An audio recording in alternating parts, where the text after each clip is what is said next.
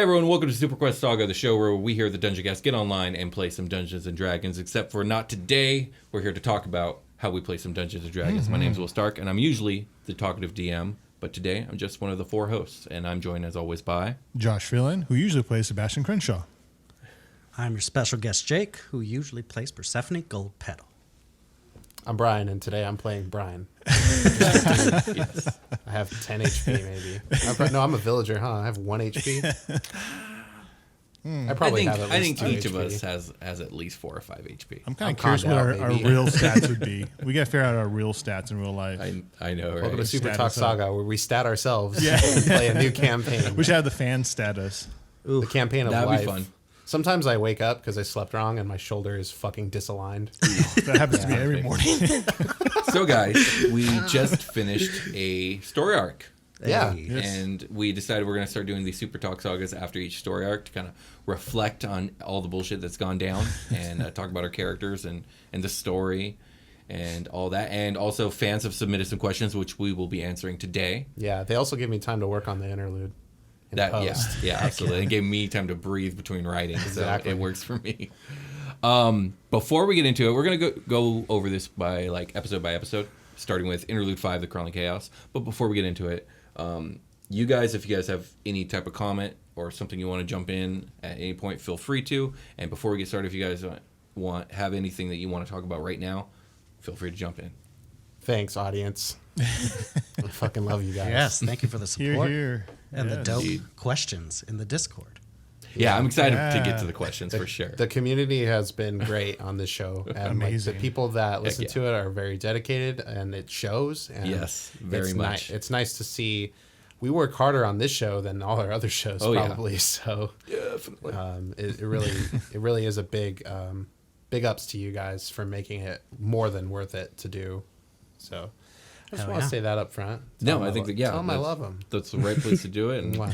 I also love you guys as well and can't thank you enough. And like Brian says, it really shows the dedication the audience has to this. And it warms my heart because, again, we work harder on this than we do on the Dungeoncast. Blow them a kiss. All right, guys. What about you two? You guys got anything? I feel the same way. I mean, it's like all of you are my homies. You know, I'm like, oh, I'm gonna get online and play some D&D, and it's like, oh, we're gonna record it, put it out there, and you guys put some mad editing skills to it, put up a great campaign, and it's like we got a fan group going, man. It's like it's crazy. Yeah, seconded, thirded, fourted, whichever. Love you guys. All right, let's get to it. All right, let's get into it. So this story arc started with the Interlude 5, The Crawling Chaos, in which you guys set off for the world of Shardlar with the intent of finally finding Zon. Along the way, Sebastian revealed to Cappy Davy that he done betrayed the Legion. Echo shared his backstory, which was a big moment for him. He doesn't usually do that.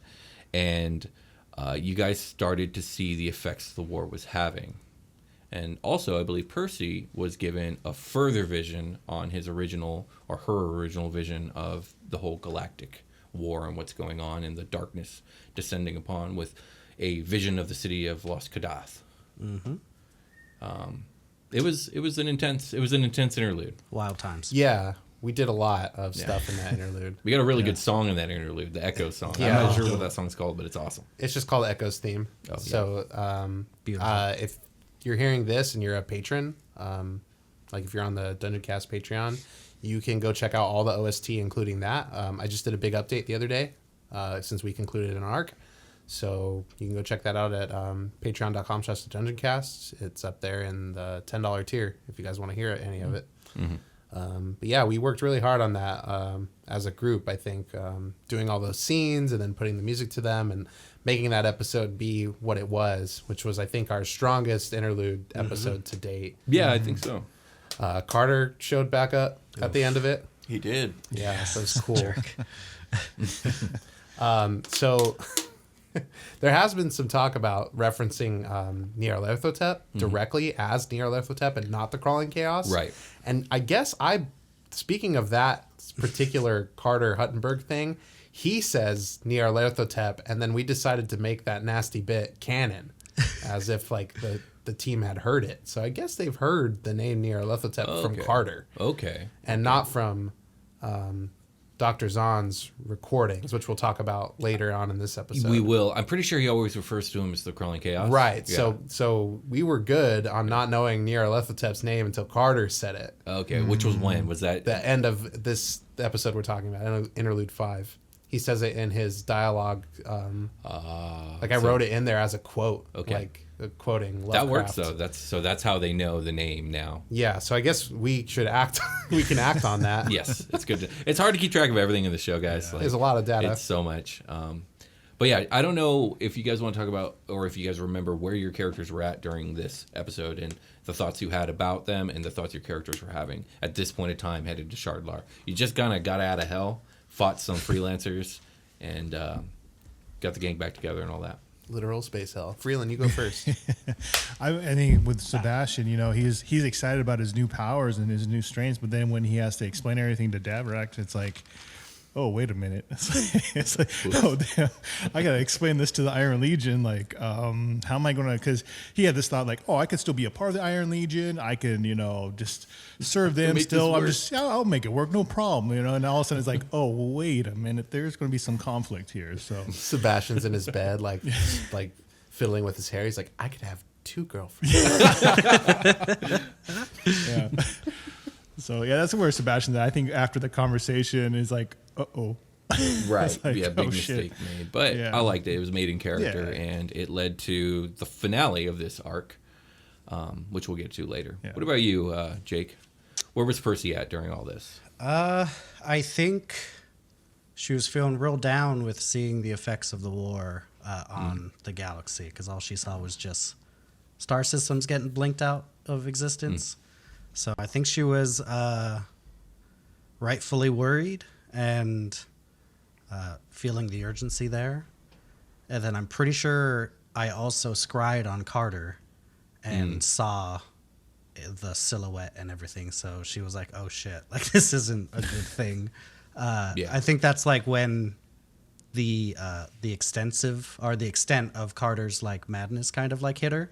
Because she was like, "Oh shit! Like this is all bad. Like we didn't know the inch of it because he just kept so much to himself."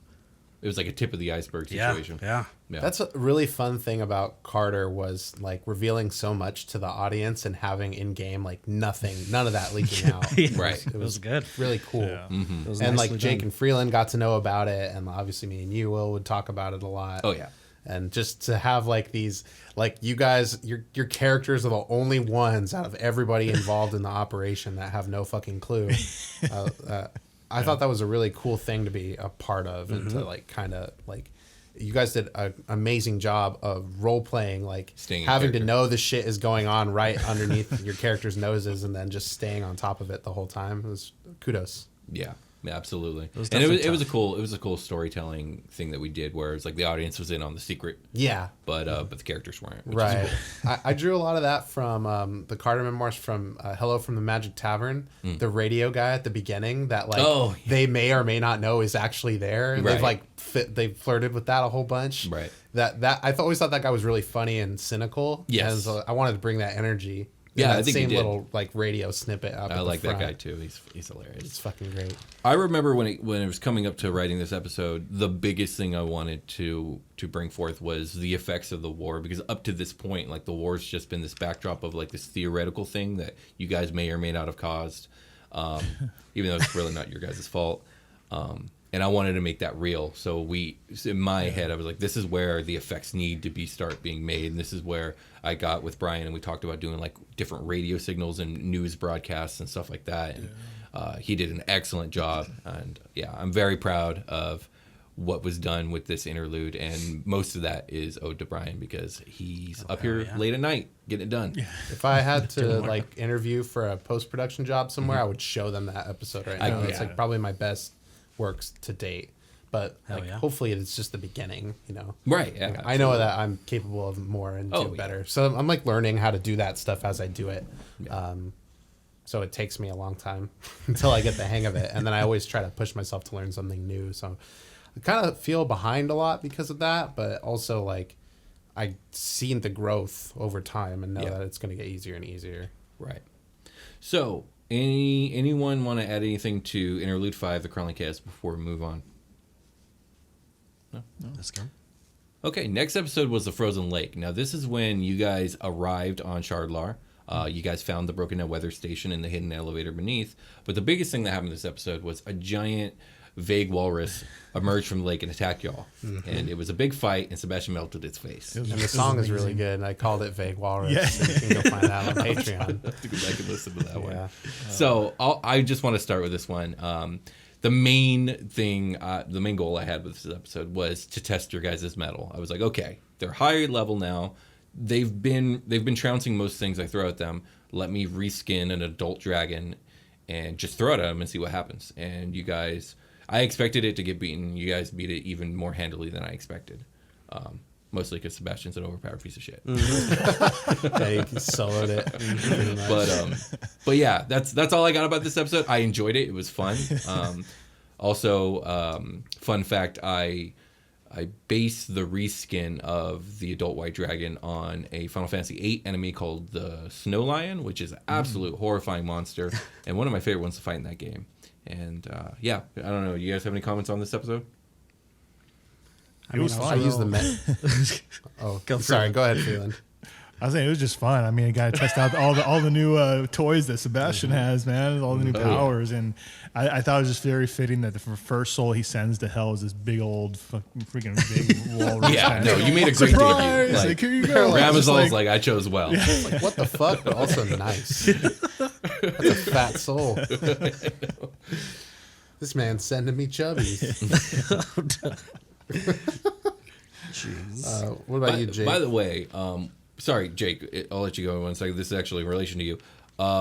We never really talked about you being able to wild shape into this thing because it's too high of a CR. Oh yeah. But I usually figure like you can probably transform into like a CR appropriate version of the thing. Oh, so okay, yeah. if you ever want to revisit that, we'll make a stat block for it. Oh sure, that'd be cool to have be my my CR4 like wild shape thing, so I don't have to elemental every time. Like that would be cool. Like to have like a formidable. I'm down to do that. And I meant to say something. It's just I got lost in all the craziness that happened after this episode. It's fair.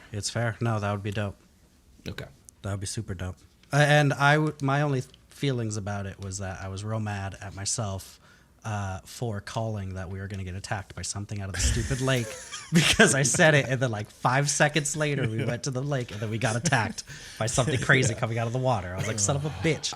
I love that shit because we were like, let's scan the lake for life, and then Watt's like, yeah, there's life in there. Hella life. Like, okay. And like Watt is like, Will is inside of Watt, like sweating. Yeah, I was like, are they going to pursue this more? And then you didn't. I was like, oh, thank God. Yeah, Watt's like, I don't know. Some shit down there, I guess. So I'm about to move on. Anyone have anything else to add on that episode? I did a mending cantrip for the first time, and it was good. What did you mend? Oh, you mended the Mended stuffy. some stuffy and a gas can. Yeah. And it takes a minute, and fuck that spell. Okay. So moving on, we get to the episode Under the Ice. This is where you guys discover a bunch of pods that lead to a secret sea lab. Zahn's recordings start to play and his automatic doors start to open, and you guys fight some security bots. I believe Jake made a good prediction on this one, saying that Zahn was probably dead and these are recordings. Yeah, he like called it at the beginning, and I was like, you don't fucking know. It's because of all this Bioshock. I knew it. And apparently it was based I off saw Bioshock. I've never played that game. But This is literally accidentally wrote Bioshock. Will. I did. Whoops. Accidentally a Bioshock. If you leave Will with a DM screen in a room long enough, he'll write Bioshock. It's true. and it Apparently. Also, there was a Heroes Feast in this episode, which was another interesting thing. That was kind of cool. Yeah, It was indeed. We probably should have had another one. In recent times, That's yes. spoilers, though. Oh, yeah. Nothing beyond Dominion's Law, please, guys. Yeah. Any comments on this episode?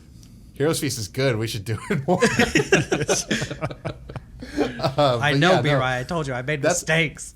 That's a big D&D thing, is Heroes Feasting and Fireballing. We do both of those now. Yeah, it's true. Yeah.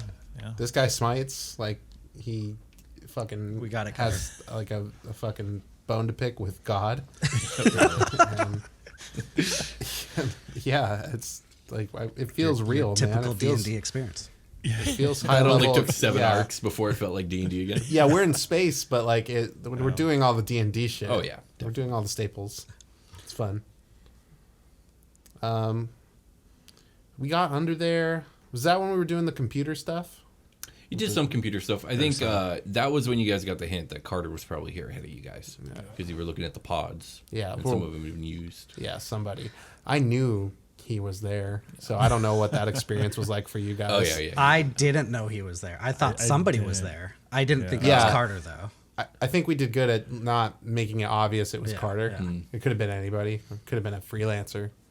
Yeah. One other thing is Watt got like mad paralyzed in this episode by the security bot. Paralyzed. Oh yeah, Paralyzer. another paralyzer. All right, moving on. I love old jokes. Yeah, I don't know what the Next count is episode. for Kung Pao, but there's been a lot. I know.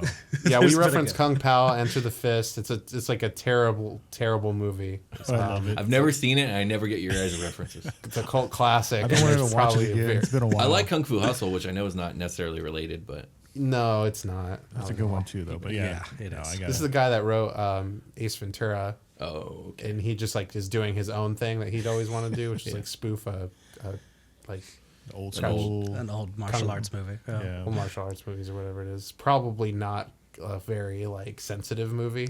I'm sure it isn't. I don't believe so. No. Yeah, culturally speaking. Right. But it is. Me and Jake find that shit hilarious because we I saw love it in a fucking like 10 theater get up when we were like 12 or 11. see. Like walked from The school formative years. to the movies to watch this and did not know what was about to happen to our brains. It changed us forever as people. That's true. It's extremely true. All right, guys. So the next episode was Archimedes Madness. You guys descended further into lab, and you descended further into Archimedes Madness, as you guys heard, recording after recording, with just massive lore drops throughout the whole thing. This entire arc was, for me, about like finally putting all the mystery to bed for the most part, all the big stuff, and like this whole story. I feel like you guys have been like barely seeing one foot in front of the other as you guys are moving forward, like, and this was trying to just cement everything, like this is what's happening, and even if it's too big and vague for your characters to understand, it's like you guys should be able to understand enough what's at stake. And then at the very end we got a return of the old friend. Oh yeah, Prim's childhood too. There's Prim's childhood home stuff. Yeah, I tried to cast mending on that. It fucking didn't work. Spell's trash. So what, any comments or questions or anything about this episode, Archimedes Madness? I mean, it was dope. It was dope to get all that juicy lore because I sure wasn't picking up on, or I was picking up on a lot, but it was nice to get like a good amount of the story laid out for us. I agree. Yeah. Will's got an arm cannon too. Instead of blasting force damage lasers, it just blasts fucking lore. It's a lore game. It's great. I just love the visuals in it too. I mean, like, I love the scene where like we had the writing on the wall and blood and stuff, and just like I had some good visuals from this episode. I thought it was pretty cool. And I've been wanting to ask you, so in Primna's old room where the stuffed animal used to go, was there anything hidden in that room? I was convinced that it's like an old school video game where you put back the old stuffed animal or something and something happens, So, you know? I was okay, like, there was nothing like that you guys could have or use. I mean, I guess you could have taken the stuffed animals. It was just an Easter egg. So each of the stuffed animals that Prim had were based off of a different big old D&D monster. So the one that you guys found up above, its name was Tartar. It was based off the Tarask. And then each of the other four were based off one of the four elder elementals. So we had Tempe, which was based off the Elder Tempest. Okay. We had Zanzan, which was based off the Zaratan. I don't remember the names of the other two, but we had the Phoenix and Levy was the Leviathan. oh, right on. Oh, how yeah, dope. it was You dropped that in the Discord after we recorded Oh yeah, that episode okay. too. So that is public knowledge, but let it be said here. It might have just been a wiki. It might have been a wiki thing drop, that I yeah. revealed, but yeah. So it was just an Easter egg that I Right thought on. would be kind of fun. Yeah, when there's two empty rooms with nothing going on in them, it's like, well, is there something here we missed, or is there a boss in the next room? And it turns out There was a boss in there. there's a boss in the next room. Speaking of which, what was that reveal like for you guys? Obviously, Brian, you knew Carter was there because I had to prep you ahead of time. I was like, fuck. Like every episode where like we do something like this, I'm grabbing the table towards the end. I'm like, we've been recording for 40 minutes. Is it now? Fuck, what's gonna happen? Like, but gotta stay cool. It was pretty wild, I will say, because, like I said, I was not expecting it to be Carter. I was hoping it would be Carter because I was like, oh, it would be nice to throw down with this man now that we're stronger and to beat that ass out of revenge. But yeah, I was not I don't know why. I wasn't expecting him. I was expecting some sort of like other unworldly like horror, like other like Lovecraftian shit to hit. That's more why I did the Heroes Feast, was because I was expecting us to fight like a bunch of like great old ones or something in that room. So I was like, okay, let me get ready for like the fear maybe, or ready for like wisdom saves, but I was not expecting him. Neither was I. I was expecting the kind of like what Jake was saying, and maybe even like a corrupted Zon, like he was actually still alive or something. He's just fully corrupted and just ready just to rain terror on us. So that's what I expected. 100%. So when Carter popped up, you know, I was like, oh hell yeah! I wasn't expecting it, but I was stoked. I was like, oh, let's get it on. You know, it's like I was looking forward to it. I knew it was going to be a crazy fight, so I was like, okay. Right. But now it's time to lay down the law, and it's like, okay, here we go. Now, I had actually for a very long time highly considered it being a kind of mad machine corrupted Zon that you guys were going to have to fight. And at this point, I don't remember why I changed my mind. I think it was just because like I realized like so many of the villains in this story have not really been reoccurring. Like, when's the last time we saw Denethor, son of Anador, right? I know, or any elf for that matter. Yeah, so it's like I need some more recurring stuff, and Carter is that guy. Yeah, he is. As far as I think the party's concerned, Carter's the face of the enemy at this point. Like that, and just corruption that you guys have seen and stuff. But and he's such a good character, so it was nice to have him back. Speaking of which, let's get to that episode, The Return. It was a big battle with a Deathlock and his friends, a soul that could not be claimed despite Sebastian's attempt. And then after the battle was said and done, Zon's last gift was revealed. It was a giant dragon ship. Yeah. And so, Brian, what was it like DMing that fight? I know, right? It was cool. I like learned a few things like right before the fight or on the fly, like rereading everything. By the way, I just rolled a D10. It took 9 days for Carter to respawn. Okay. Look at you. That's cool to know. So that was cool. I mean, like I did some tweaking mid-fight to Carter to kind of bring him up to the level I thought he should be. So buff HP, add a few spell slots here and there. I felt like he should have a little more ammo, especially with the way Bass was just tanking everything. Yeah. I think I remember texting me like, look, like here's a stat block, buff it, because these fools don't fuck around. Yeah, and here's a backup guy. But I like the design of the fight. I think it might have felt scary from the player perspective. Yeah. And I was like, hey, this is pretty much a toss-up from my perspective. I was like, this could go bad. But I could fully see this fight being overturned and overtaken very quickly if things that should happen go wrong, and they did. I think I tried to make Bass make like 4 wisdom saves in a row or something like that, and it just didn't. He was do rolling anything. so hot. Hitting one of those would have changed the course of the next few turns. 100%. Yeah, so like that would have been cool, but it felt really reminiscent of the first Carter fight where I was pitted against you guys and was just like, when things don't roll well, there's just not enough here to make it. And if there was enough there to overturn it while things are rolling well, then it would have been too overwhelming. Yeah. Like if I was rolling well, so and that's the struggle I deal with is like, how do I make something challenging enough, but at the same time not fuck you guys. It's a little tricky with 3 people out there instead of. So with Vicky out there, I felt like, okay, I can go bars to none. And Carter's idea of that game was like, let's pick off a weakling and that'll fucking rile him up. And so I was trying to do that, but the desk's really strong. The main thing, well, not the main thing, but one of the things was like I really needed that desk to not get destroyed, and I didn't really think about it till I was in the middle of it. But to be fair, it was whoppingly huge and made of metal, and like it wasn't just like a single desk. It was just this giant apparatus with a billion monitors and stuff. Yeah. I've seen them in real life like that, so I can picture one. I wasn't picturing one at the time. But I was like, it's a fucking. Yeah, I realized as you were talking, I was like, obliterate he's the probably shit. just picturing like a small wooden desk. I'm like, no, it's not. Not even it's that. not Just like some fucking IKEA shit, some carbon fiber or something. I don't even know. I was like, I should be able to blow this thing over with a fart. Let's do no, it. no. You know, that's too funny. Yeah. You know what I was picturing was that that thing in The Dark Knight Rises that Batman makes to get all the cell, to get Oh, yeah. the Yeah. echolocation thing. Like Yeah. that's what I was picturing. Like not so many monitors or anything like that, but Yeah, but like this big wall apparatus thing. yeah. Yeah, That's and that's what- what that's I what I had was pictured as picturing. well. Yeah, I can't probably remember should what have that thing done was that. called. But yeah, as players, like, how was that fight? Like, was it scary? Like Brian thought it might be. It was definitely tough. Like I think Yeah. I've told you guys like the whole time I was worried about Carter killing Vicky or Watt because Yeah. he was gone for most of that. targets. He was gone for most of that fight.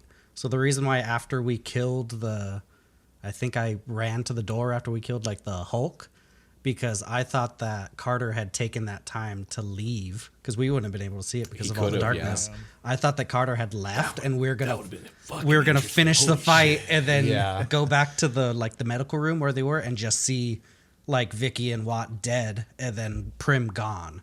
Like that's what I was thinking. That's why I ran back. Like I was like, is she there? Like what is going on?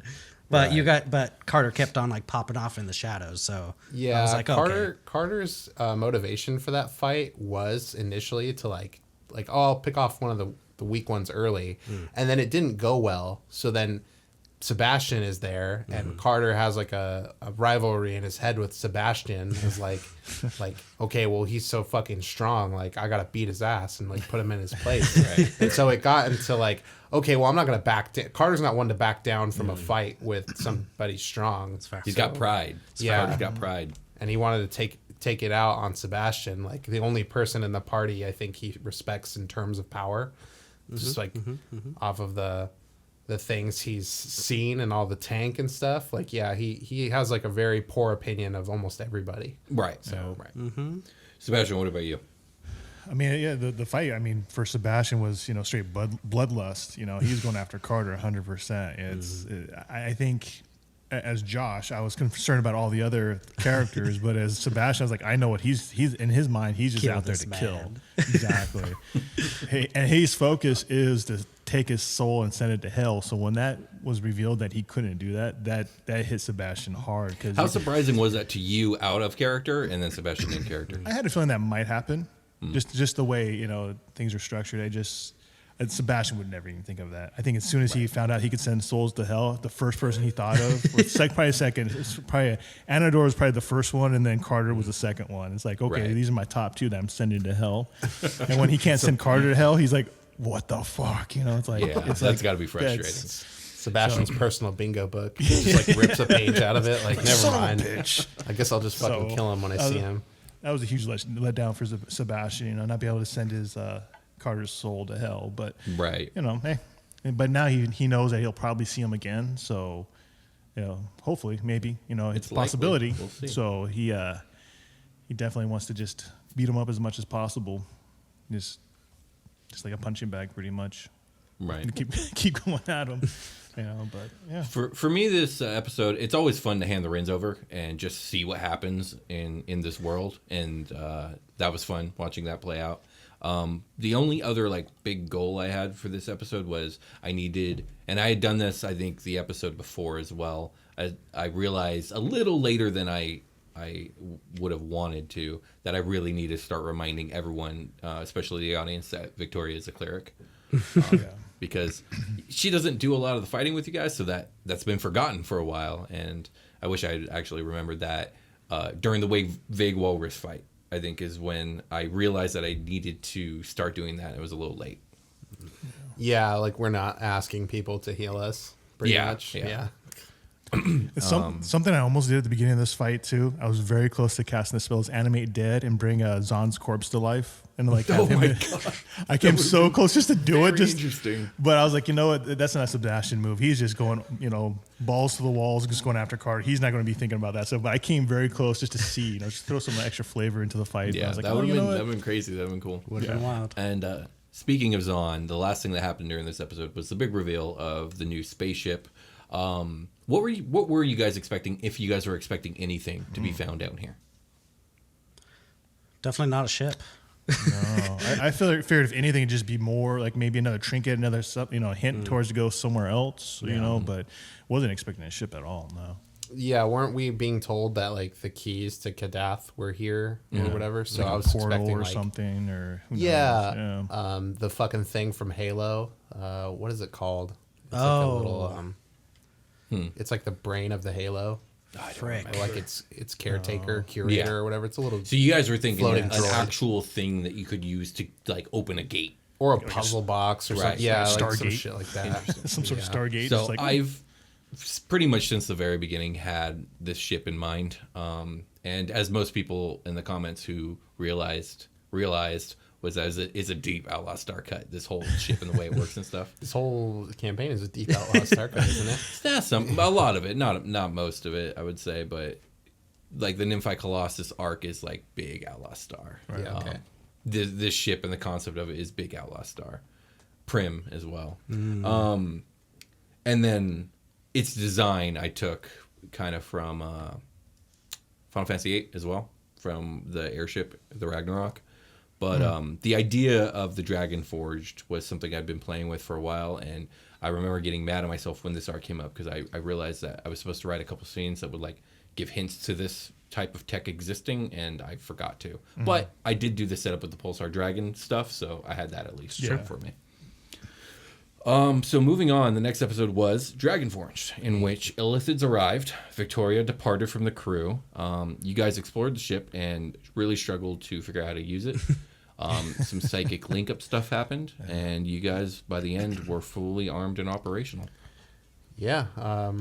Bass, well, Freeland almost re-rolled a character, or rolled a new character. He No, kinda got I close to dying a saved little. it. You would have just had to leave him there, you know? Yeah, Like, it's, well, bikers! he's going to finish the rations, which are probably just top ramen, and then it's going to...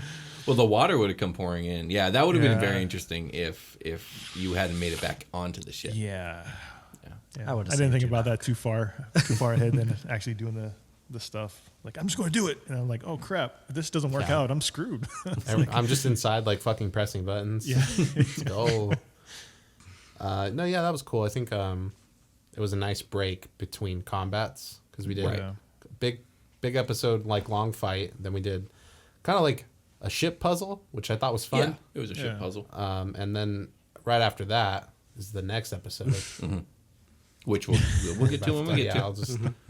So before anyone else comments, this episode was never supposed to exist in that, like, I just didn't have, like, I planned for you guys to get on a ship, figure out, like, some sort of unique way of operating it, and then going out and fighting. And it was when I was like, okay, well, how is this ship supposed to operate? Like, I've had this vague idea, but I didn't really hammer out any details till right before we did this episode. And as I got deeper and deeper into coming up with how it worked, I realized that it was going to be this whole episode. And then I decided, I want to turn this episode into an episode where we remember exactly why we're a team and a family here. Yeah. And also really setting you guys up for heartbreak the next episode. Yeah. Also, here's a bunch of unexpected trauma you're about to share with all your friends. I was like, the implications, I wasn't ready. I was so unprepared for being psychically linked with everybody.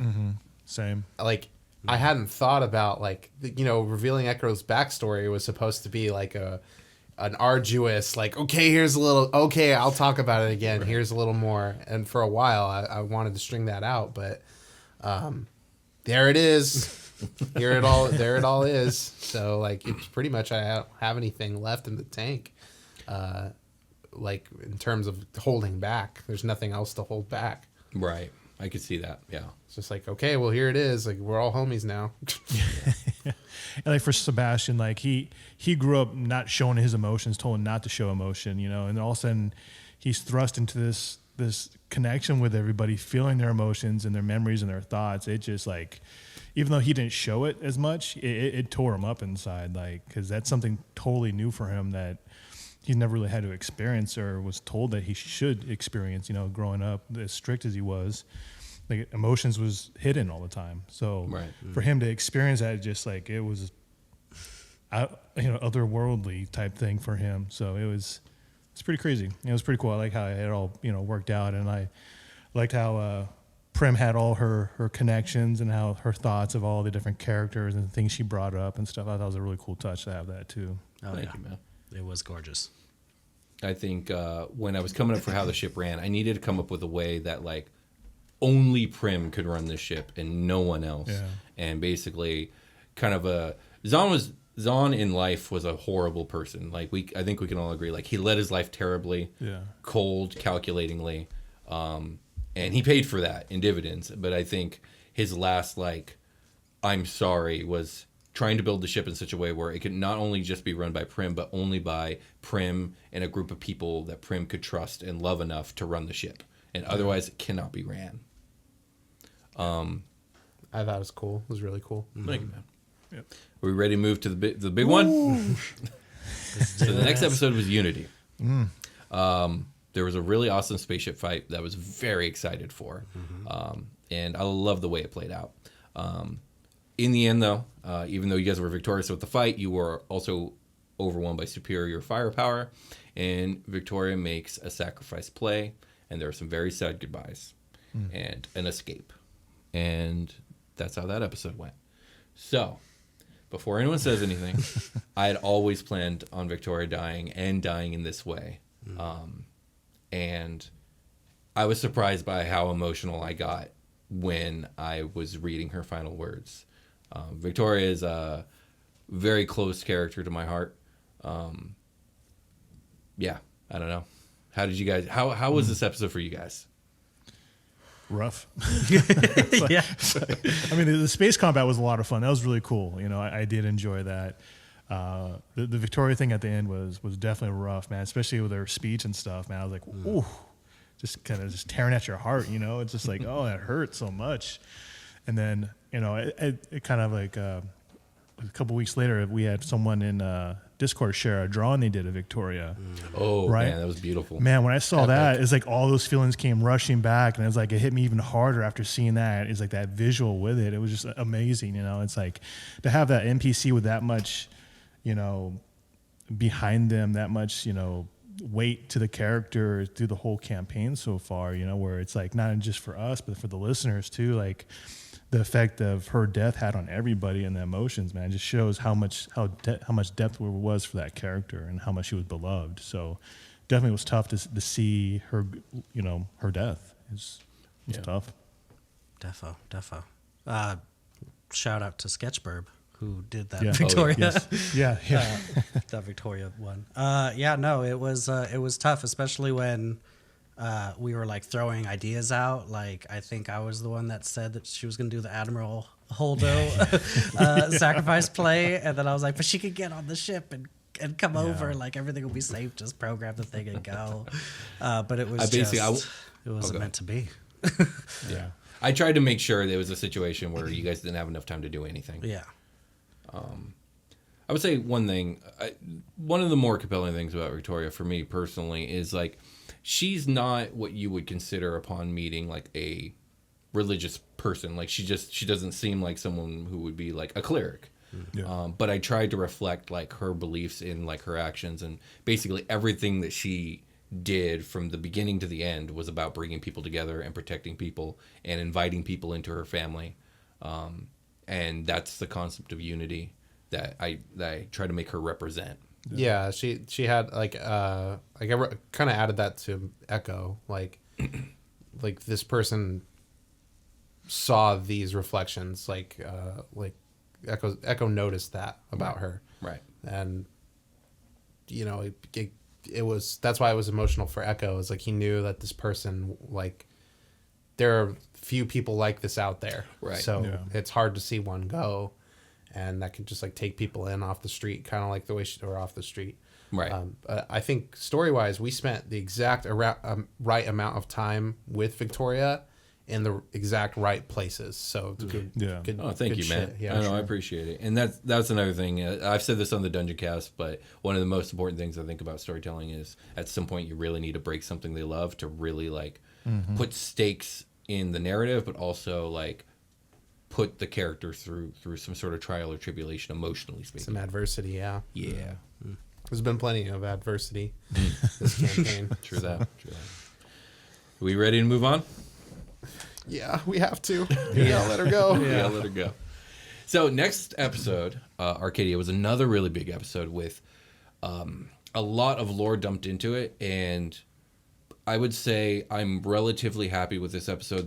The main thing before I do the synopsis that I wish we could have done differently was basically I wish we could have had 2 episodes to spend here, because I feel like we had to stuff so much into this one episode to get to the narrative ending I had planned. And I think this is one of the parts where I, as a DM, messed up when it came up to my timeline of the episodes. But that being said, I'm still happy with the episode. And it was really cool to see all of the stuff that is eco-centric and these new elves and this new far-flung planet. So, You know, on that note, I Yeah. will say that it would be a really cool thing to do in the shows.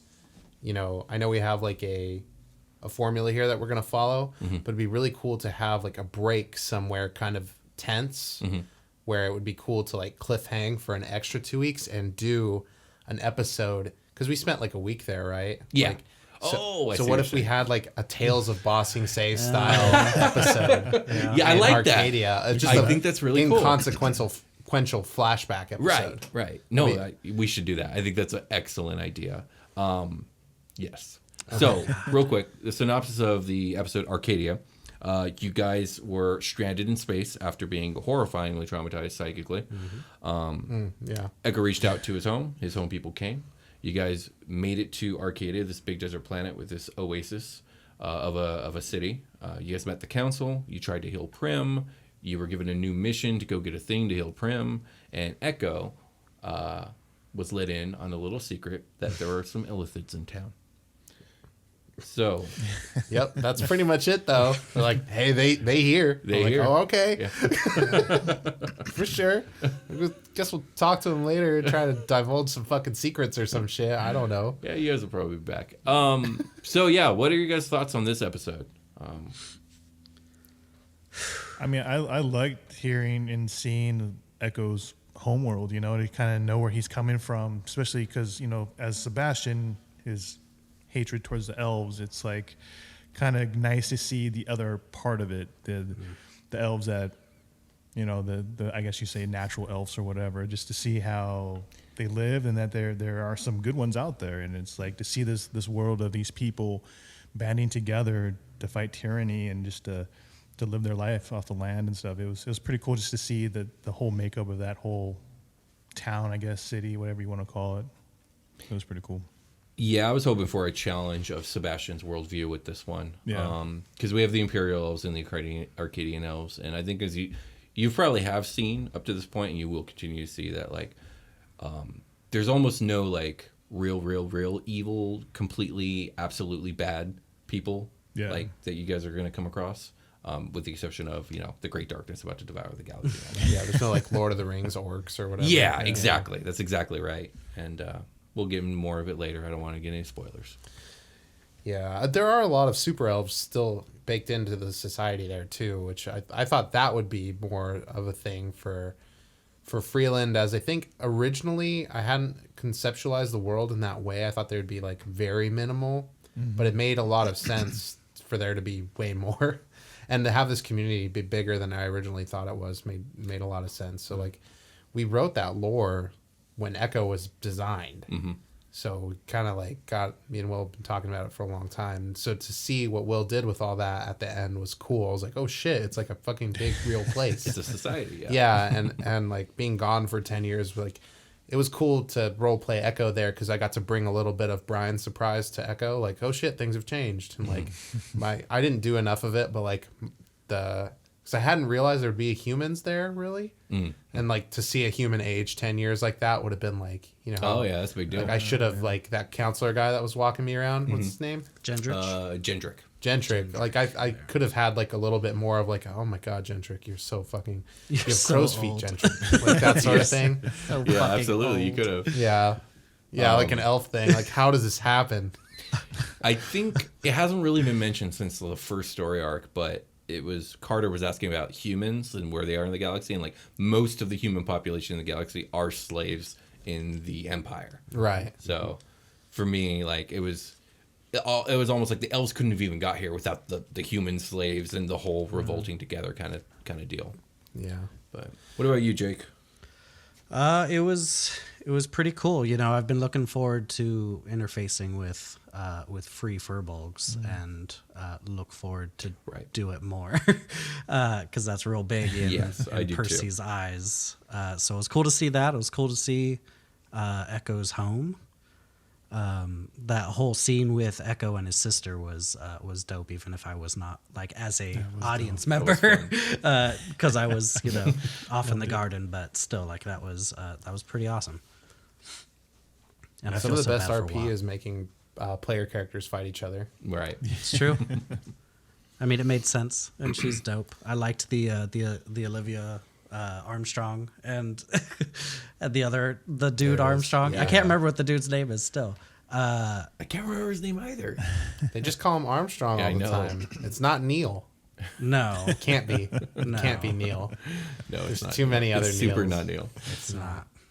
I can't. Major Armstrong. Yeah, that's all I got.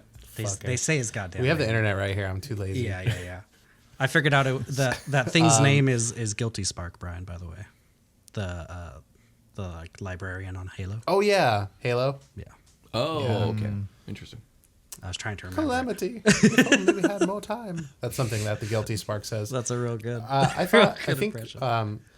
something we haven't really done, and something I struggle with role playing Echo is like we haven't really spent any time in Elven society, like in In Imperial Elven. Imperial Elven society. We don't actually know what that's like firsthand. You right? don't. So there's when we see Arcadia and the way that operation works, there's like nothing really to compare it to because we like Echo lived for 10 years in it. So he knows and he's fucking all like this shit sucks out here, like all the fucking slavery is like way too much. Taxes, blah blah blah. You know, there's a lot of punk rock inspiration when Echo lived this 10 years there to dissent as much as possible within the space. Right. So I have like my idea of what that's like, and you've seen like some of the things I've written. Yeah. I don't want to get into spoilers, but like Totally. you guys will learn some things. There's plenty more to learn. Just because I dropped all that lore doesn't mean there's not a shit ton more to cover, because there is. Yeah, I think I probably speak for us all when we just like have heard it's bad Right. and haven't really firsthand seen It's true. anything other than like maybe reports on the war and how much killing and then like how much of an asshole they are when we're face to face with them and their military. Yeah, though. that's the thing is Like, you've only dealt with the military and mostly only with the high end officers. right. Yeah. They're dicks, but like we don't know what it's like growing up in a home in Elven society. Exactly. Like that. Yeah. That's exactly right. It's true. All right, guys. We're moving to the finale of this arc, Dominion's Law. Fine ale. I'm gonna go over the synopsis, and I'm gonna say my piece about this episode, and then I'll let you guys go. So, you guys were on your way to the oceanic world of Thalassia to get some sacred water, and you were taking the smuggler's routes via Echo's expertise. You guys ended up at a Spacies because y'all needed to refuel yourselves and your ship. It was 3 a.m. Like there's nothing else open. And Spacies is a reference from DBZ Bridged. Bridged. Yeah. And you guys were ambushed by some Iron Legionnaires and a couple Dragoons. Azure Dragoons, to be specific. And there were just too many Paladins, and you guys were forced to surrender. And Davarax invoked Dominion's Law to make sure there was no way you were going to make an escape, at least in that moment. And for me, this episode was, how do I put the fear of God into these guys who can trounce whatever I throw at them? Because Sebastian is so strong. Oh, wait, what if I throw 6 Sebastians at them? That's 5 more Sebastians we have. Plus, I needed to really get to some payoff for the whole betrayal thing that happened at the Yeah. beginning of this arc. Yeah. So Makes sense. We're bringing you in. You're gonna like it. I'll start by saying that my whole visual of this whole episode was like from Spaceballs when they go to the fuel station. I don't know if you guys have seen Spaceballs. Oh, vaguely yeah. remember. They stop at Yeah. the gas station and they're inside this like 50s diner, like out in space. And yeah, that's what was in my mind the entire time. But That's hilarious. That's pretty good, actually. but beyond that, I mean, Told you should have put more than $5 in it. I was just waiting for someone to start spitting up and an alien pop out of their I belly know. and start dancing on the table and stuff, just like the movie. Hello, my baby. Hello, my honey. Hello, my ragtime girl. That's pretty good. It's been a long time since I've seen Spaceballs. We don't classic. reference it enough. Yeah, that's true. So what was your guys' thoughts on this fight, on that, and how it played out? Well, I think with, I mean, I don't know if it was obvious to everybody, but for Sebastian, he, in his mind, he did not want to, he wanted to surrender. He didn't want to have to kill anybody. And the thought of, using these powers he got from hell against people who are his brethren, per se, it's like it was a big struggle for him to decide what to do on this one. And then his family, Percy, I mean, that's, you got Percy and Echo ready to start trouncing on people. It's like, okay, they're my family. I want to take their back over Iron Legion any day. But still, that thought was in his subconscious the entire time. Like, I can't use my hell powers on him. So I don't know if anybody noticed that, but Sebastian did not use any of his, Hexblade curse or anything like that. Yeah, in the fight. I wasn't thinking about it at the time because I was juggling 6 paladins. But no, that's a great point. Yeah, I was also juggling 6 paladins, so much different sense. I juggled 1 paladin like right off the bat. Yeah. I should have killed him. I didn't want to kill him. I wanted Bass to have the honor. Yeah. So I was like, I'm gonna really put the pain on this fool and move on. But I had the potential to kill him, and I just decided like, I'll save my action surge for Right. something else. Yeah, you did. And I then didn't think about that. get to fucking use it because I got hit when I didn't think I could, and then I just did, and it hurt so bad that I died.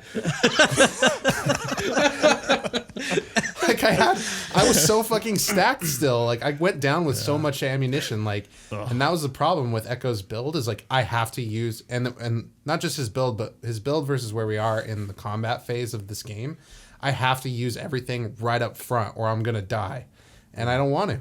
Right. Like I don't want to. Tough. I Resource don't want a management. second wind on the first fucking round or Right. whatever. So That's fair. Well, no spoilers for after Dominion's Law. That's all I'll say. Yep. What about you, Jake? How was this? It was rough, man. It was real rough. I was fighting the whole time, and I didn't want to stop fighting. I had a lot of resources still Yeah. that I was going to dedicate to fighting. I wanted to down at least 1 or 2 of these guys. So I had like 4th level spells. I was gonna start polymorphing myself. Like if I couldn't wild shape anymore, I'm still gonna be a monster. So I was thinking of polymorphing myself. I was thinking of maybe polymorphing Echo to get him like up and then polymorph him. But he wouldn't have lasted a round if like I would have had to do 2 rounds, like 1 to heal him and then 1 to polymorph him. And then also I didn't want to do that without his consent or without.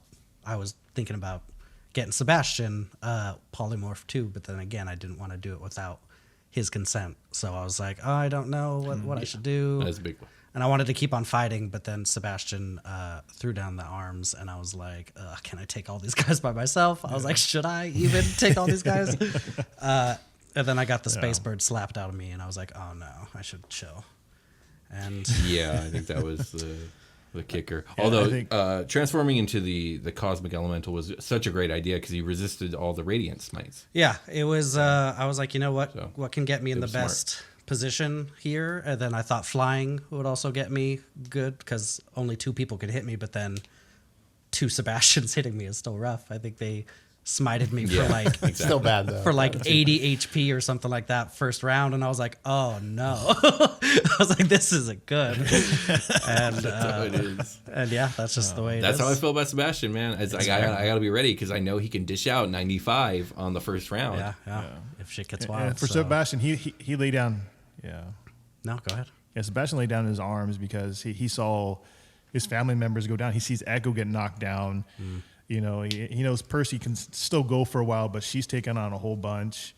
It's like, am I going to let my family members die because of a decision I made type thing? That was his mindset. It's like, it got to the point where, like, you know what? I'm not going to let them die. This is on me. So I'll take the repercussions of this. If I go to trial, if whatever happens, it has to happen to me and not my family.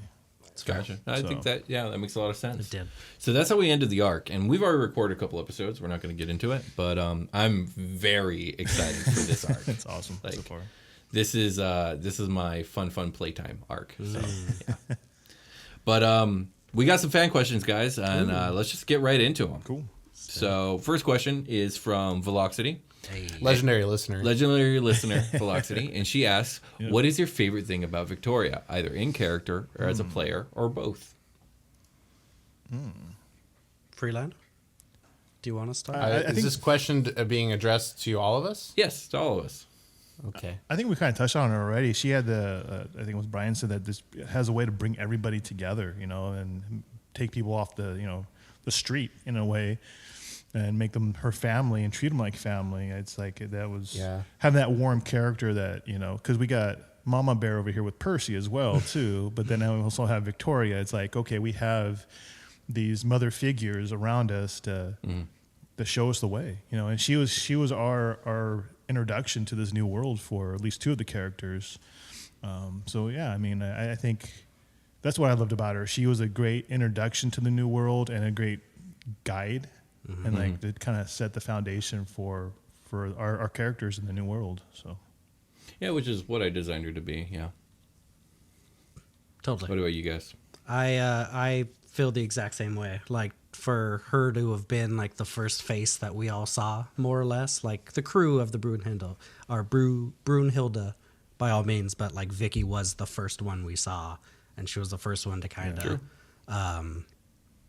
like accept these crazy chuckle fucks from out of time. Like that meant a lot, I think, in character to Percy, and then also to me, because I was like, oh well, shoot, like this is a brand new setting. Like it was still kind of unfamiliar. Like we did Scoov and everything, but this was a new adventure for all of us, myself included.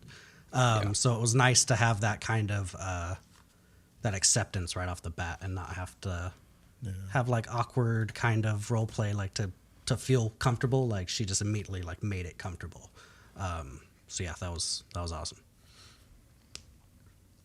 Yeah, Scoov is Super Quest Ultra 5, which is a game that didn't make it off the ground floor, unfortunately. But some of it is in our Patreon, which I've mentioned a couple times. But we have cool bonus content there.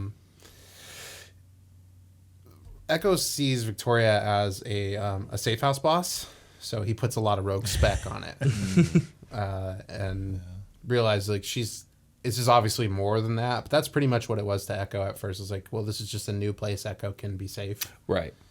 But also here, I seem to have stumbled from NPC land into finding the plot. So here I am being roleplayed by Brian, and we're going to stick around here. But yeah, that's Echo's view. It's just a lot of respect. Yeah. I think I designed Victoria, and this is probably my favorite thing about her. I designed Victoria to be the kind of person that I wish I want, or the kind of person I want to be. Like, she has all the virtues that I think are something that should be, what's the word? When you... Emulate, yeah, sure. And she reminds me to try and be a better person. Yeah. But let's do a couple quick fire ones. Sure. We got another one. We got two more from Velocity that she asked in a row. The next one is, does your character like pineapple on pizza or nah? So that's for you three. Oh, real big, go back to Victoria. For me, one of the things that I loved about Victoria was no matter what we did and how bad we fucked up, she would lecture us when we got back, but then welcome us with open arms. I was like, I just love that part of her character. It's like, okay, this is cool. I was like, I love that. So yeah, all the love with an eye roll. Yeah, exactly. Yeah. You dumb assholes, what'd you do? Come here. I know. What'd you guys do this time? Another one. Fucking get in here and eat your slop. Yeah. It comes out of this tube here in the ceiling. Okay, so the pineapple question for Sebastian, no pineapple. He just wants all meat on his pizza. Okay, Percy. it's so hard because me as a person despises this, so I don't know how she would respond. I imagine she'd be cool with it. I think she'd. I'm sure she ate I can see worse her out liking in the it. wild, so I would say yeah. Oh, for sure. Myself nor any character I play will ever like pineapple on pizza the way it should be. I'm not a fucking coward like Jake. Fuck you, dog. I'm trying to stay true to my So, character. final question from Veloxy is: will we ever see Splack again? Resounding probably no. It's just probably not going to happen. Fuck But he's out there. Some interesting stuff about Splack came up. I don't Oh, know. yeah. I'm gonna see if it made it in here. Yeah, I think it did. Okay. So next question comes from Alicio, and they ask, "What are the freelancers' favorite breakfast burrito, and what more can you say about them?" They don't eat breakfast burritos because they don't eat. They are immortal constructs that have not lowered themselves to needing to ingest anything. And what more can I say about them? There's two more that you guys haven't met yet. Keywords yet. What was that? So the keywords yet. keyword yet. Yes, Yeah. AOL keyword yet. You guys, one of the names was revealed, the Logician. I will keep the other one a secret unless one of the characters actually pursues that. And Gilbert. each character or each freelancer is roughly based off of a D&D class. So let me see. The Dynamo was a monk. Yep, The Armorer killed was the a monk. fighter. Killed him too. The Mystic was a wizard. The Fury was actually a sorcerer. And, well, the other three I'm not going to reveal. Well, I guess Gil was obvious. He's a ranger. Yeah. So, but the other two have not yet been revealed, and that's all I got to say. A monster slayer. Interesting. Yeah, if you sure. will. So next question comes from Last of the Office. They ask, what did Brian like most about switching to a new character? Being a cool dude and getting to just like role play like normal, like I probably would from the beginning if I did the campaign over. Although, like, not that I have any regrets about the life I chose. It's just like I don't want to do evil stuff anymore. Like, it was cool. I did it though. Check that one off the belt. You're ready to move on. Yeah, I don't think I'm going to be doing a player character with bad intentions from the get for the foreseeable future. Right. That isn't Carter. Like I have one. I don't need two of those fuckers. Fair. He takes up space in my head and it makes me have to think about bad things I'm gonna do. You know Well, what I would say mean? Carter 2 is like an especially twisted one, right? With like a perverse madness going on. Yeah, like what fucked up shit is this guy gonna do You're next? right. And I got to think about that for like hours to make it good. Right. So Right. And you did great. You did amazing. It's over now. It is. It's over now. For now. I Until get to next be- time. I get to be normal. All right. Next question is from, this one's from legendary listener Velocity again. And she asks everyone, what has been your favorite story arc so far? I'll let you guys go first. Going to hell. The Hell arc. That was a fun one. That was fun. I would. I'd say either the Hell arc or this last one, the one that we just talked about. Oh, cool. It was pretty substantial. Like Brian said, the interlude had some of his best work. Like I think it was good as far as like lore wise goes. Like it was hefty. It was real nice. Yeah, I think story-wise, I agree with that. Like, the story really opened up and, like, narrowed at the same time. I guess the story narrowed to a point where it wasn't... Because the story opened up a long time ago, right? Yeah. Like, and we have all these different plot points, and now it's narrowing to a point, like, it seems manageable for Brian, especially, to, like, okay, like, I know what the fuck we're going to do next time we sit down at the table and, like, what our goals are. Like, I knew all those Yeah, things before, but it was like... I don't know what the fuck is going to happen next, though, ever. You know what I Yeah. mean? Like, there was so much chaos in the first half of the show. Absolutely. Like, I've enjoyed every step of this show, but without a doubt, this is one of the most ambitious storytelling things I've ever had to do, where it's like I have this elaborate mystery that you guys are getting piece by piece of, and even now putting it all together is complex. And Yeah. it's been a lot. And my next campaign will not be this complicated. But I feel like am enjoying this. I went from trucker headlights to, like, a big, bright, narrow flashlight. And I'm like, cool. This beam is dope. I can see things. So for me, I've enjoyed every single arc, but I think there is a very special place in my heart for the second arc, which is the Outlaws Horizon arc. And part of that is because this is where we really establish the storytelling beats of like an interlude in 8 episodes kind of deal. And that first interlude was so much fun, and it was really cool to see it come to life. We had the joining the Iron Legion hazing thing. Oh, yeah, we had that was cool. The Yuma and getting high off tea. Hell And yes. we had the reveal, the first real reveal of something sinister going on here Yeah. with Carter's meeting with Nyarlathotep. Yeah, I And, remember being like, what the fuck are we doing? Yeah. Oh, shit, okay, I'll try. Yeah, he was basically like, stay close to the girl. And he also mentioned to keep an eye on the warrior friend, which is Sebastian. And then we just had the fun romping around a cool city and the mystery of the Nymphi Colossus. And I like the Chicken lizard. the chicken lizard That and was the good. introduction to the Dreadstars. By the way, like I had this Fred idea of a Lowe? gang in suits, but you guys, I think it was Brian said, "Oh, we should call them the Dreadstars." Mid episodes, I was like, "All right, let's go with it." And that without that, we don't get the Hell arc. Without that Right, one yeah. comment, we True. don't get the Hell arc. That's true, Because Ace of huh? Bane Knight, none of that existed yet. I was making it up as I went. That's awesome. Improv's the best. Yeah, improv is the best, and I love that arc, and I've loved every arc since. But that arc was very special to me. And shout out to the Blood Gala tournament arc, dude. That was fun. That Yes. was I was a gonna lot of say, fun. That was really cool. Gameplay wise, the Blood Gall arc was the most fun. Oh, yeah. Yeah. I can And see like that. I can see that. like I love scenes where we get to have a I think I loved it so much I baked it into Echo, but like having a character like wardrobe selection screen Yeah. is so much fucking fun to like do a reflavor custom. I really like I think Bass, I'm not sure if it's spoilers, so I won't touch on it too much, but Bass did like a reflavor of his look a little bit recently. Oh yeah. So if it's spoilers, I'm not going to talk about it. But I thought that was so cool. I was like, oh, it was such a simple change. I was like, this is so fucking fresh. This is so fucking fresh, and we just like kind of changed it up a little bit. Like I did some reflavor on my guy too, but like I built in a something where I could change whatever the look of him whenever I want, which is fun to play with. Okay, so next question comes from Jay Burby, and they ask, did you ever expect your PC to end up where they are now, whether that be class or their character development? So this one's for you three. I guess I'll go first. Yeah, I remember when we started this whole campaign, it was kind of like, I remember Will saying like, hey, don't have too much of a backstory. Don't plan too far ahead because things are going to get crazy. I'm like, okay, what is he talking about? Because when we started this thing, I had no idea we're going to space or anything like that. Yeah, that's true. You know, Will kept it all secret. So for all you listeners, at least I didn't know. I don't know if Jake knew. I'm pretty Definitely sure did Brian not. probably didn't know. Brian, I did you did know? know. Yeah, I had to run the idea by Brian Yeah. first to make sure like You guys are good it with was it. a good idea.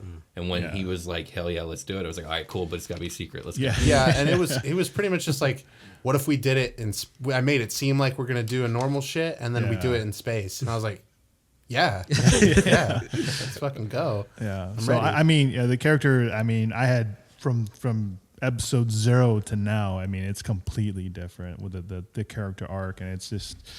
I try not to have too much in my mind on how he's going to progress because things are always changing. It's so different episode to episode. Like I try to go with the flow, and I don't want to try to railroad the character to be something that doesn't fit with the storyline. So I try to go along with the storyline. Like I never even thought of the idea of becoming, part warlock or anything. But as the series went on, I was like, hey, you know what? I have this idea, and I remember bringing it up to Will. I was like, hey.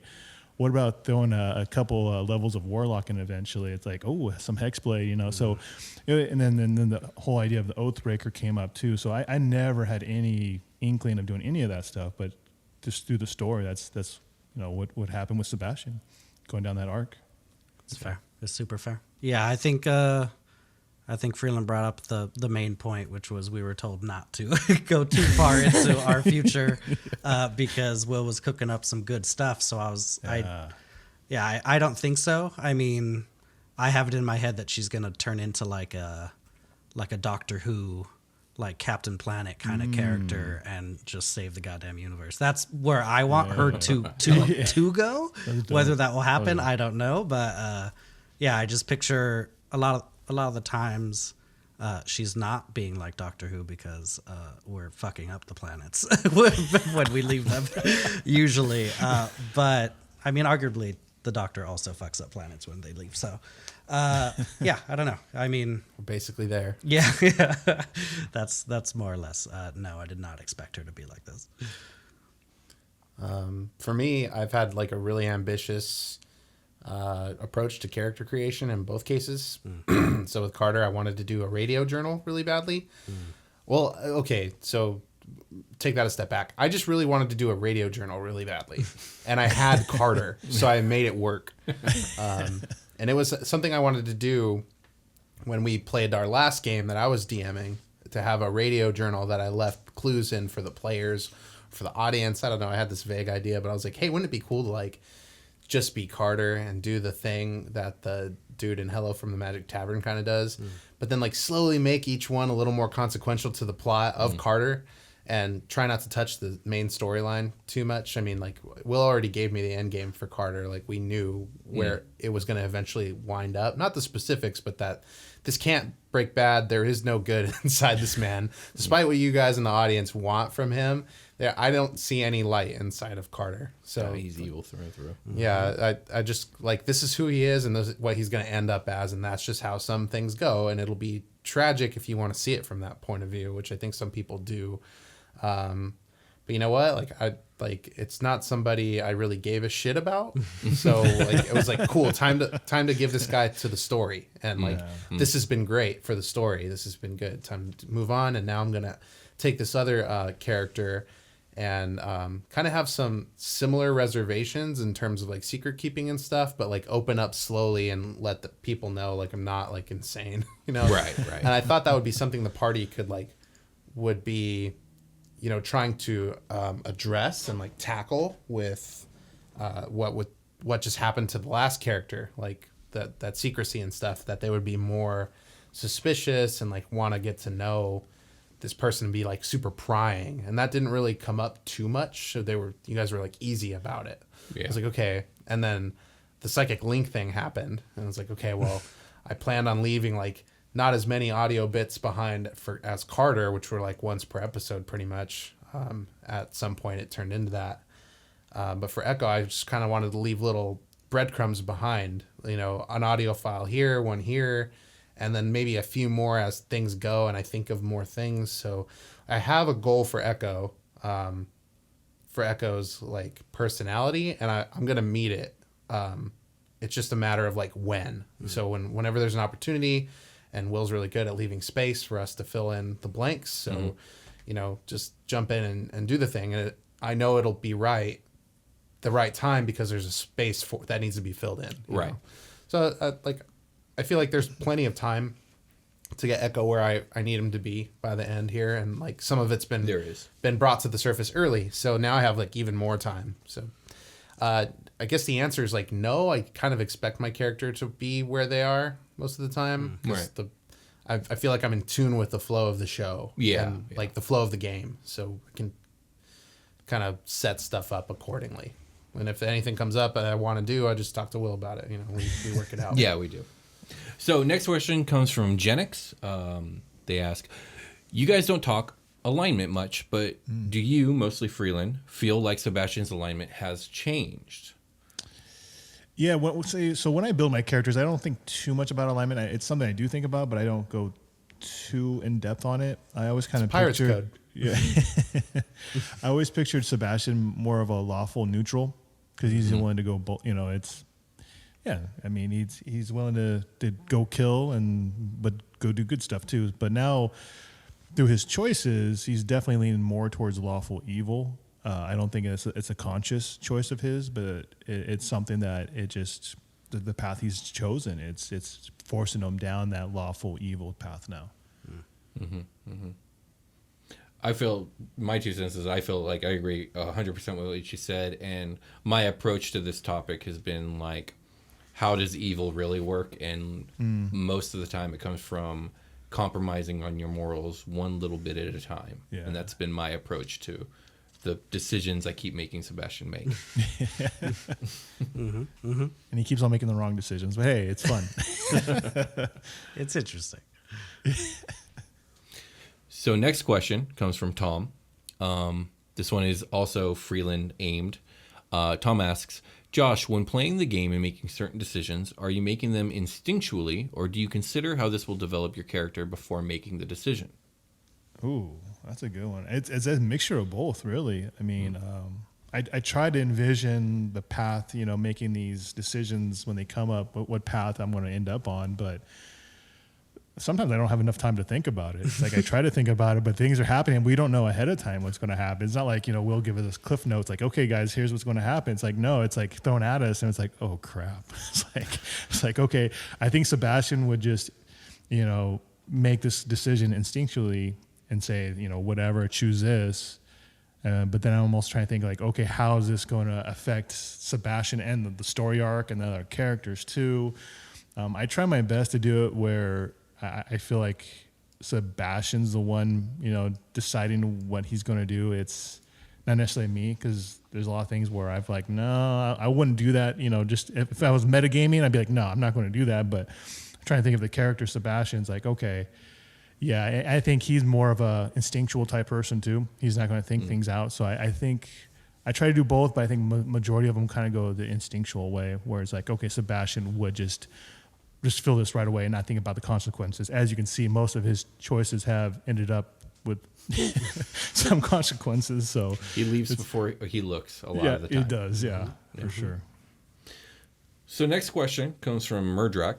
How have the characters' attitudes changed along the way? What hasn't changed about their attitudes on the way from your perspectives? I'm kind of most curious about Percy on this one. If Jake, you want to start. Oh, really? I don't know. I mean, I feel like she's stayed kind of, at first, I think she was a little lost, she was looking for a family. She was looking for purpose.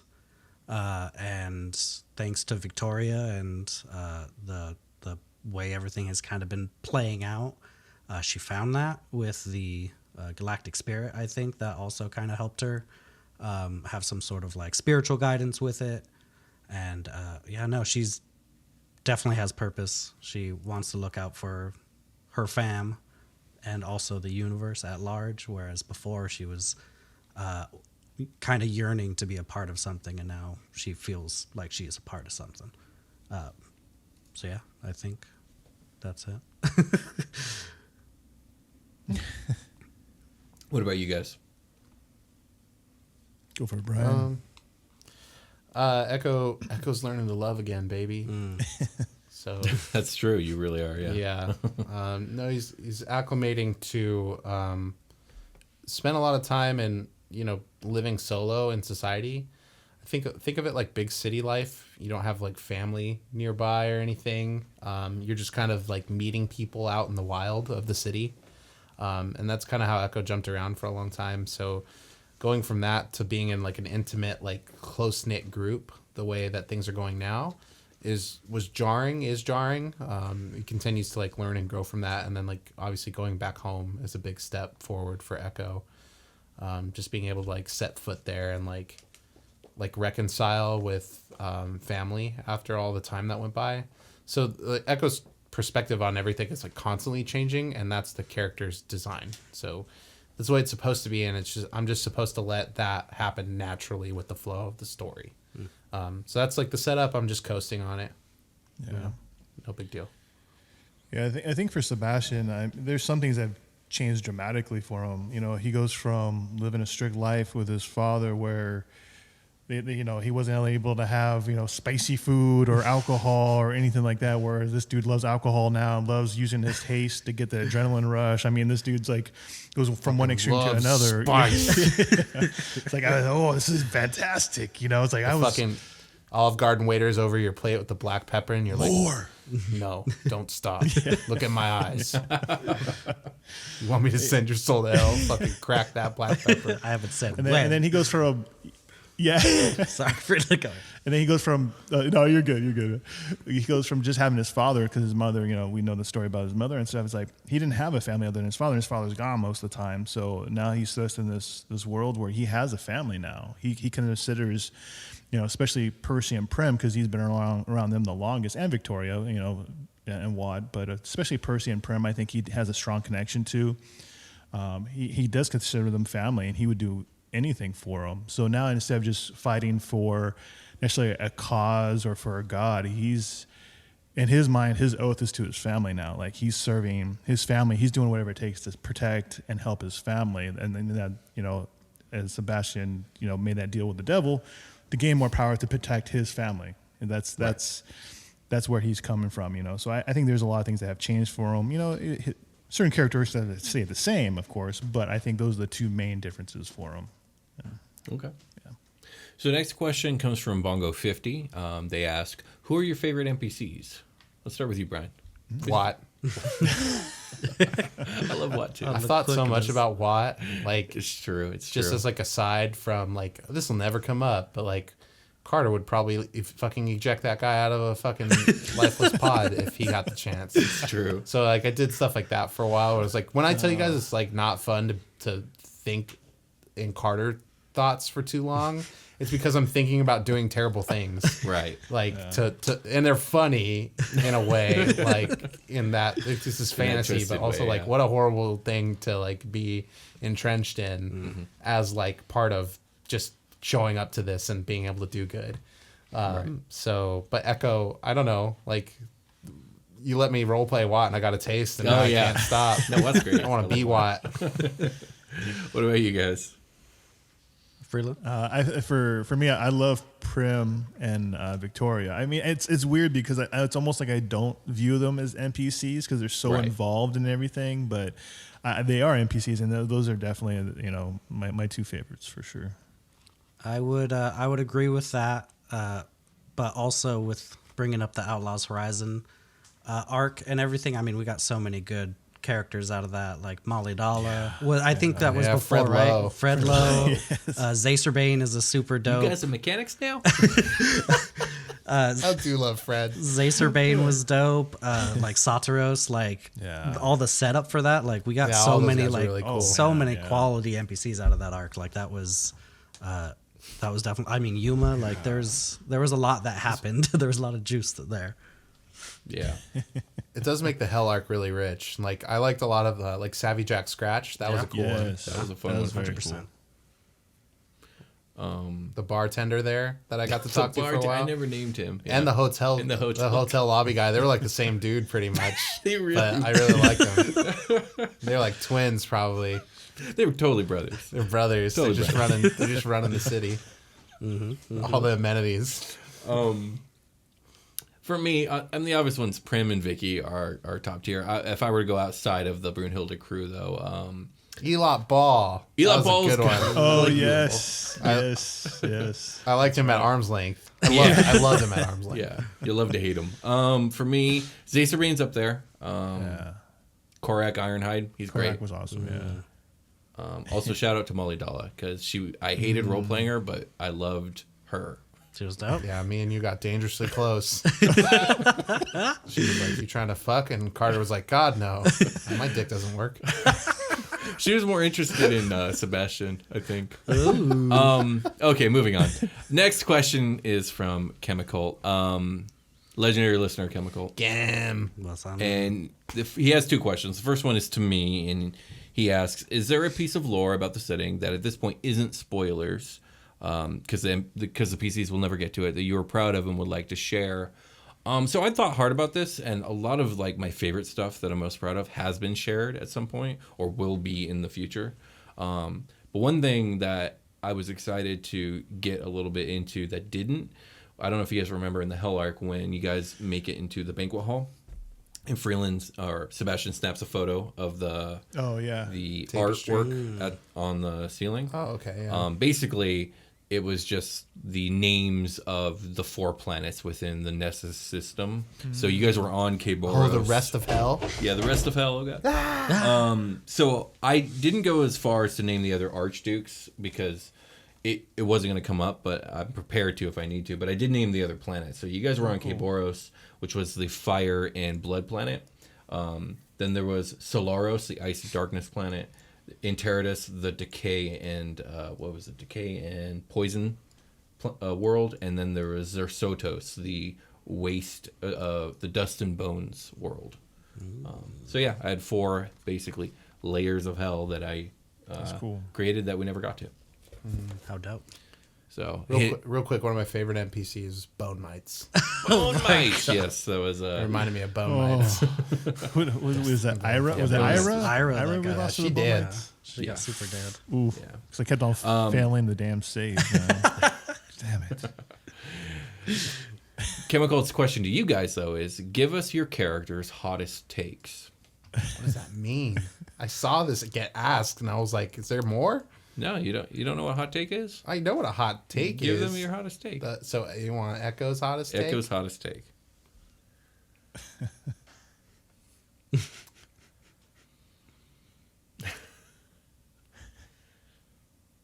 I don't know how to answer this question. What about you guys? Let's let Brian think. I honestly, Okay, I had that one troubles. I had troubles thinking about this too because, like out of character, I've listened to like all of Zahn stuff and gotten all the lore and everything, but still I don't know where it's gonna go. Like I'm sure, like the lore masters. Then give me and your hot everything take. Like that, like That's what hot takes are about. About being wrong. This is your character's hot take. yeah, This is an it's not in-character me. thing. Percy, she doesn't have a lot of hot takes, man. She's just living. She's just trying to live, survive from day to day. That's her hottest take. Is I need to live till tomorrow. Please.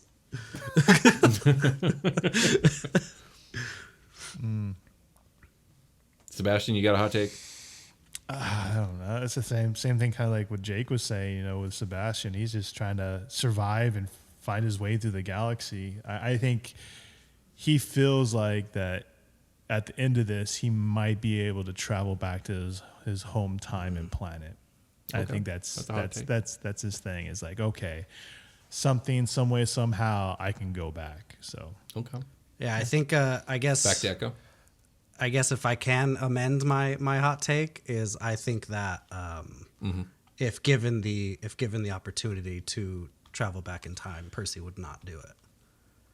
So if Sebastian is going to go back, I think he's going to go back by himself, which I'm a little bit worried about. Like I'm sure this is slightly spoilers. Like We'll see if when we get there. if that When we get happens, there.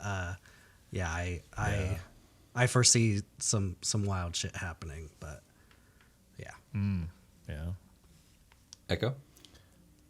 Smoothie Town is potentially the most marketable thing in the galaxy, but it requires new management and leadership at the top to unhinge it and let it be what it's meant to be. There we go. And that's Echo's hot take. Here would have been Victoria's hot take if she hadn't died. Spaceys. Spaceys. Pretty good food. Spaces. Moving on. Okay. Velocity, legendary listener Velocity added again, asks a question. And she asks, is there a universal calendar system? And when is your guys' character's birthday? This is actually spoilers that we know the answer to this. What? That we know. No, it's been referenced before. I think Really? you guys just missed it. Yeah. Someone had a certain trial on a certain date.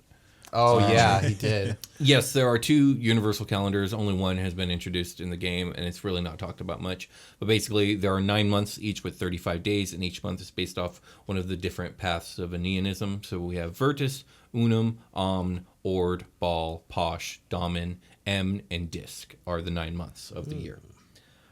There's also, the elves have their own holy calendar. It's a 7-base system, 7 months made up of 7 weeks, made up of 7 days. It's a religious thing that you guys don't know about yet. So there it is. Interesting. Like Interesting. Rome.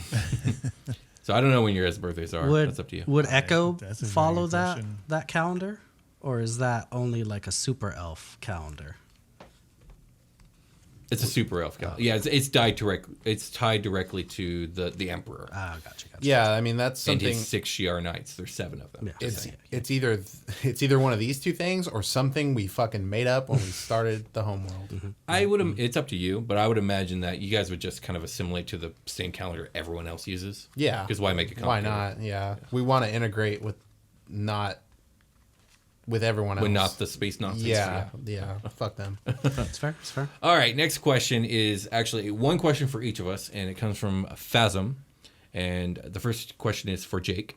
Oh. How much is Percy's newfound bloodlust a deliberate character choice on your part, and how much of it is spur of the moment decisions? Newfound? She seems more than happy to open a can of whoop ass more and more ever since Carter betrayed them. I see. I'm the same way as Brian. I don't know if it's newfound. I feel I don't know if I talked I don't know if I talked about it in the last Scoose, but I know me and Brian have talked about it. But like with her being raised out in the wild and by wild animals and having like to fend for herself for basically her entire life, I very much have like a survival of the fittest kind of mindset with her. So if somebody rolls up on her and like wants to kill her, obviously she's gonna kill it first. So part of it is that. Part of it is her like just following like kind of like an instinctual survival kind of thing, and also part of it might just be, you know, me being excited about being a level 12 druid and just wanting to open up a can of whoop ass. But I did say after Carter, never again, even though I am a very trusting person. I'm just always ready to open up the can of whoop ass. I mean, that's been a constant. Yeah, D&D's mechanics have like violence in mind. Mm-hmm. Oh, yeah. Mm-hmm. All right, well, next question is for Josh. If you guys were to kill the Iron Legion guys who came after you, would Sebastian have given up the kills so that their souls didn't go to hell? Or would he kill them and realize what he's done afterward? How would that look in your opinion? So I think kind of touched on it a little bit already, but yeah, Sebastian does not want to send their souls to hell. I mean, he's already made that conscious decision. Like, hey, you know, like I said, they're still kind of like his brethren. You know, even though he's a reject now of the Iron Legion, he still feels like he's a part of the Iron Legion, even though they may not feel the same way about him. But I do feel like he's going to have to choose a side eventually. You know, it's like he has these two paths he's trying to walk at the same time, and it doesn't work that way. So he may have some difficult decisions in the future. So yeah, I'm not sure exactly how that's going to play out. So we'll see. We'll see. Yeah. Brian, how did you come up with the accent for Echo? Do you miss any specific things about playing Carter? Okay, first question. I don't know. There was a Yu-Gi-Oh tournament in Long Beach when I played in the pro circuit, and I was walking around. I had tapped out like around round 5 or 6 for the day. Probably like 9 or 10 rounds. You go down twice. You can kind of call it a wash after that. Like, okay, I'm just gonna walk around, and I did a Russian accent all day, and I got a bunch of people to believe it. And Oh I my was like, God. okay, well, like, I guess this was real. Convincing enough. And like that was like 7 years ago, and so I've been just hanging on to that one, waiting for an opportunity to use it. Oh my Here God, it I is. didn't know that. I didn't know this. Yeah, yep, that's who I am. Okay. Welcome. Do I miss any specific things about playing Carter? Yeah, I think you had mentioned that how good he was at like getting out of the fray. Oh yeah. That was cool, and like his badassery. Because despite how evil he was, he didn't take no shit. Yeah, he's definitely badass. Well, he took shit. Like that was the thing. Because like when you're a warlock, you kind of got to take shit. But like, if there was an opportunity where he did not have to take shit, he would not. You know, like Right. for personal gain. Right. Right. That was the care. So I missed that, like being able to push the envelope when it, like the balance of my favor wasn't at risk. That's pretty much it. So that's why he wouldn't like cause trouble randomly, like when we went to fight the freelancers on that cool sky bridge at the school. I love that place. I can't remember the name of it. The Athenium. The Athenium. The visuals I had when we played there were so cool. That was my favorite. Like the Blood Gala tournament and like the craziness that happened, that whole arc was fun. My funnest experience with Carter, and then that specific episode where we fought the freelancers. I feel like that was like penultimate, Carter in the moment. It was good stuff. For sure. So the final question is for me, and they ask, you've done a great job DMing, and I've learned a lot from you as I'm the DM of my group. Thank you very much. I appreciate that. How do you personally go about creating locations? You mentioned in the previous SuperTalk Saga that you didn't expect them to go to Zovra, and you had to figure out that place quickly. Yet as a listener, I couldn't pick up on the fact that it was hastily made, and it's probably one of my favorite planets. Thank you for that, too. So funny how that happened. Oh, We Zovra mentioned was it such before, a pivotal moment in the whole campaign. Ended up being Zovra. So, believe it or not, most of the locations are pretty hastily made in this game.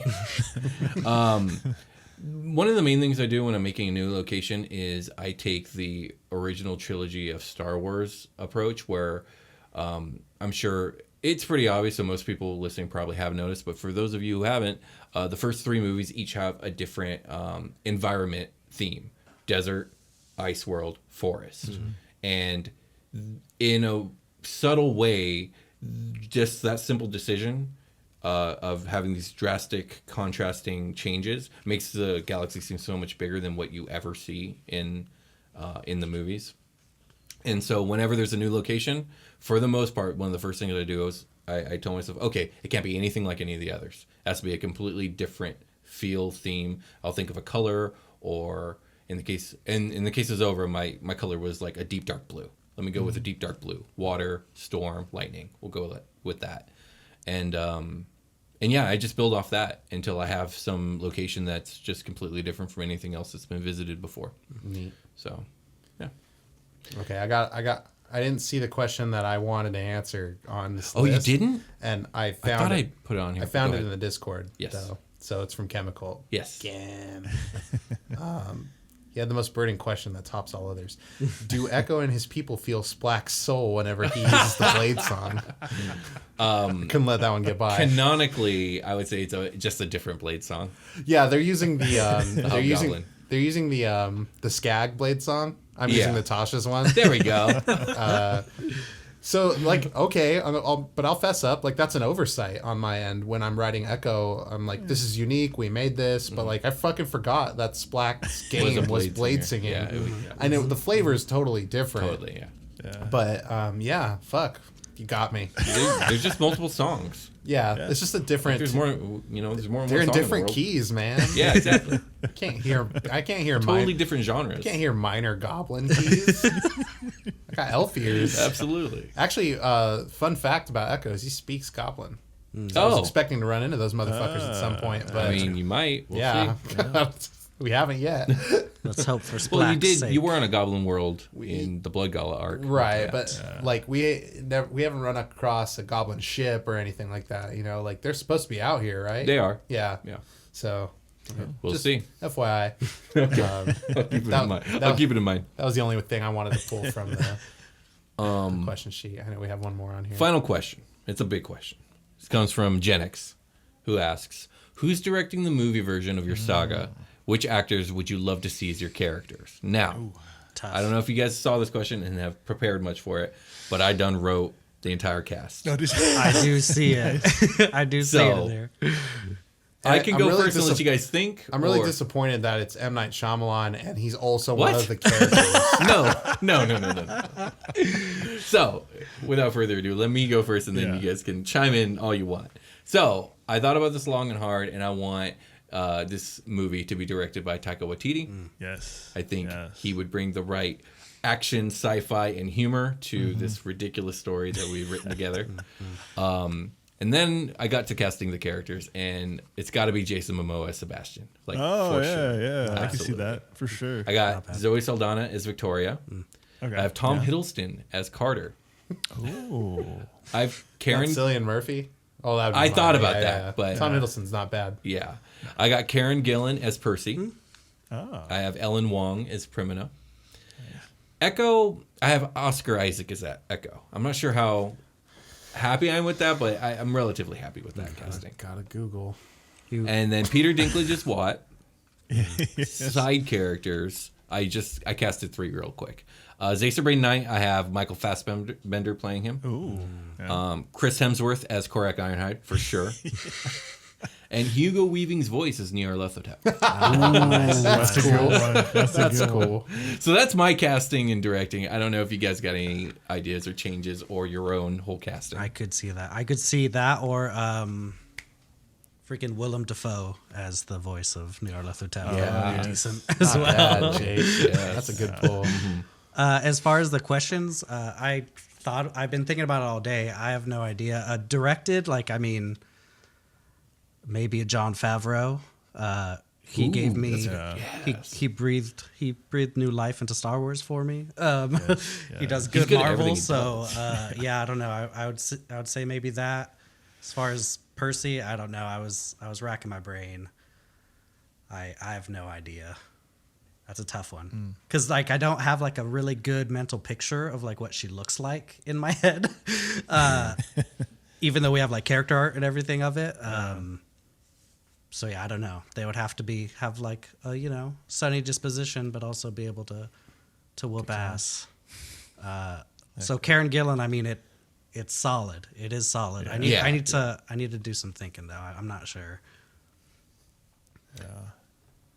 Really? Jason Momoa is awesome, man.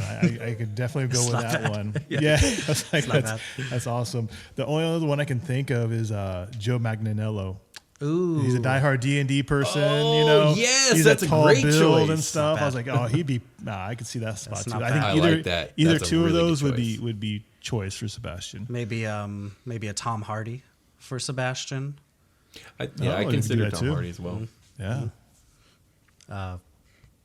Brian, Be right. I'm just holding my tongue like until it's my turn. It's your turn, man. Go. Go, Brian. I want it directed by Michael Bay, and you know what that means. Oh no, I hate this movie already. Explosions. Explosions. Every explosion's a good one. Lens it's flares. meaningful. Lens flares. Like Yeah. if somehow Michael Bay approached us and said, "I want to do your guys' show," I would have to say no. I hate that guy and what he does so much. But continue. I don't have a good pick for director, so I just wanted to go with something iconic with Michael Bay. But I don't know. Why not The Rock for Sebastian? I considered that. Yeah, The Rock see that or Lou Ferrigno. he's getting up there in age. So. That's true. Well, whatever. He's gonna be CGI'd as an Orkman. Yeah, that's a good point. Fair. Victoria. Okay, well, I've always had Cillian Murphy in mind for Carter because Definitely, like where I I can see that, grabbed the persona from, like the physical face part, anyway. And Spike Spiegel, but Spike Spiegel has no personality traits in line with Carter. I feel like Victoria though. I don't know. I was happy with my Zoe Saldana. Yeah, I could see that. For sure. I could definitely see that. Who would I want to play Echo? See, that's not a... I didn't really have, like... Echo's like a mashup of anime characters. And, like, Capcom characters. There's, like, a bunch of those physical aesthetics combined. Literally, like, my notes to the artist are so whack. They're like, this guy's hair, this dude's face, this guy's weapon, the way this dude is standing, do this with the ponytail in the back or whatever. Like fucking, it's just like, I can't think of a person when I think of Echo. Like Echo's kind of come into their own as one of my characters. It feels natural now. It took a whole hell arc to get there, and then the episode we came back from that is when I felt like I was like, okay, I'm settled in. Like I know how this guy works. What though? Like some of these are hard because I really like what we're doing here. I like don't want to see them redone. Right. Yeah, I don't know. I didn't think I'm not the right guy to kind of like stat all these ones out, but I think a Michael Bay flick would be. God. What about Joseph Gordon-Levitt for Echo?